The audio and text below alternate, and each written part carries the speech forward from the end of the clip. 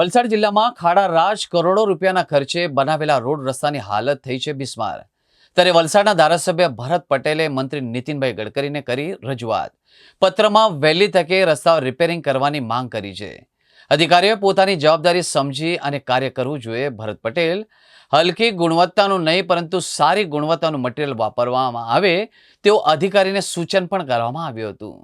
આપણા ચેનલના માધ્યમથી દરેક લોકોને રસ્તા બાબતની થોડીક વિગત એ જણાવું છું કે આપણો નેશનલ હાઈવે નંબર 48 છે, જે સુરત, નવસારી, ચીખલી, વલસાડ અને વાપી, પારડી અને ઉમરગામથી બોમ્બે જાય છે।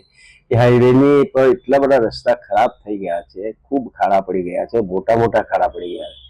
આ બાબતે અમે અવારનવાર રજૂઆત કરતા આવ્યા છે, કેમ કે સ્વાભાવિક છે, રજૂઆત એટલા માટે કરીએ છીએ કે ખાડામાં પડવાથી અનેક એક્સિડન્ટ થયા છે, અનેક મોટર વાહનોને નુકસાન થયું છે, ખાસ કરીને ટ્રક ચાલકો અને મોટર બાઇકો અને નાના વ્હીકલ માટે ખૂબ તકલીફનો વિષય છે।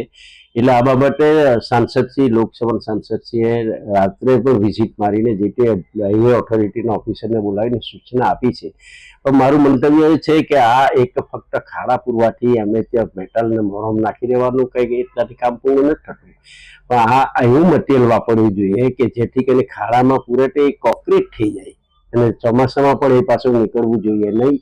આટલી રાહત તો પબ્લિકને મળવી જોઈએ, એ મારી પણ માંગણી છે। આ બાબતે અમે કેન્દ્ર સરકારના આદરણીય મુખ્યમંત્રી નીતિનભાઈ ગડકરીને પણ અમે એક ઈમેલથી લેટર જાણ કરી છે।